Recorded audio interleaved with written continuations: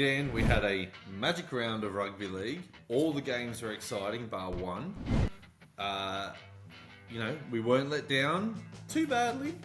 Some big consequences have come out of Magic Round, though. What have you got for us? Certainly had, the first being, of course, the big news. The one that's dominating the cycle. Sounds like I'm setting up for something, but I'm not. Brad Arthur, sacked by Parramatta.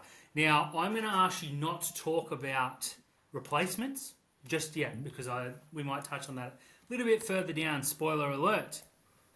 What do you think about how it was handled? What do you think about the decision? And, Trent Barrett. Well, what's your thoughts on the situation? Because I have plenty. I don't love how this has been handled by Parramatta the more that you hear what's happened in the wash. And 3 weeks ago, they got him to front the media to say, everything was all right, I met with the board, I've got the full backing, I've got the full blessing, we understand there's injuries, etc., etc. In that time, they were negotiating with Wayne Bennett. And...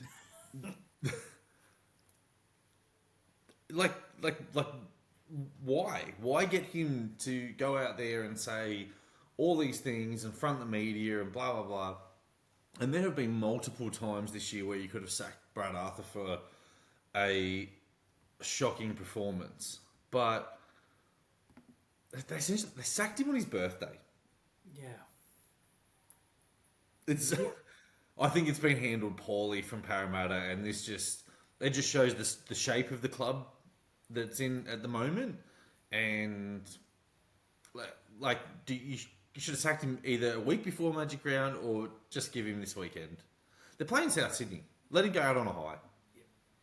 Very true. I am glad you mentioned how bad Parramatta are running right now, because this is overall, it's an S storm, is what it is. Look, I think ultimately they've arrived at the right decision. Brad Arthur needed to be removed. He needed to be removed on October 1st last year, so a new coach could come in with a fresh set of ideas and this season wouldn't be wasted, which, let's face it, it's over. Their finals chances are gone. If they fluke an 8th spot, they get bounced by whoever sits 5th.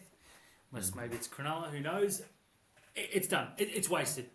All they've done in the last few weeks is come out and say that Arthur's got full support of the board. We're not looking around. He's our guy. They extended him fairly recently, maybe a year or two back now. It's on. Then they come out and say, oh, no, he's gone, and we wanted Wayne Bennett, and Wayne Bennett told us no. Which to me also says, why would you go out there and tell your fans, hey, 1, we lied, 2, we made him lie, or, whether he knew or not. And my honest thinking is he had no idea, because why would he show up and do that if he knew he was getting flicked? I would have given the big see you later. They've come out and said, we've lied, he's lied, or we've made him lie. Oh, by the way, Wayne Bennett said no, he took South Sydney, who were coming last. That's how much of a absolute S show we are right now. Mm-hmm. To come out the way they did it, they buried it. Magic Round, tried to get it under. They didn't. He's been out there for the past 48 hours by the time this drops, doing interview after interview, saying thank you for the opportunity. He's not bitter. He gets it. He's been there for a decade. Parramatta look like an absolute basket case right now, and they deservedly so. Now, I'm not going to cry any tears for Brad Arthur. I think he overstayed his welcome. But probably a year, the year that they made the grand final, got him a year that he probably didn't otherwise earn or deserve. And I know it sounds weird coming out of my mouth like that. But this was a bloke who should have been moved on probably 2 years ago. Let's be honest. When they finished last a couple of years ago. But they've given him the full backing. They've made him go out there and say that numerous times. They've come out and said, well, we've been looking at Wayne Bennett for the past 3 weeks. Meanwhile, he's come out shining after getting sacked for them not winning the game in 6 months, it feels like. That is how bad this club are going right now. Then they came out yesterday, and said that they have a squad that they believe can win a premiership, and they just need the right coach. This club needs to get a coach and make the right decision. And lastly, Trent Barrett, why bother? Well, I mean, it's an interim coach, right? And the whole reason they've gone down the interim path is that Brad Arthur's payout is set to be somewhere around 7 figures, or just shy of 7 figures. So they probably don't have that expendable cash sitting there at the moment for them to turn around and go, you know what, we'll go and pay someone. And also the coach that they probably have their eyes on now is contracted somewhere else. So this is going to take time. It's, for example, say they're going for Jason Riles, who I've read is one of their top targets, and so should be.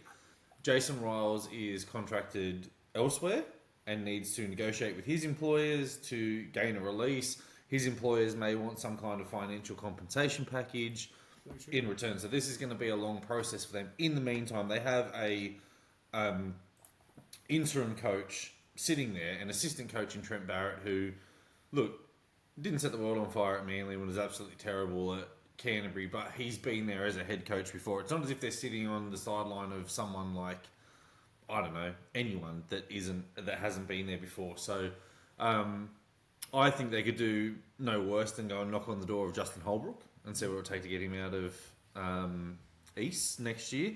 But yeah, look, Trent Barrett is what it is. So be it.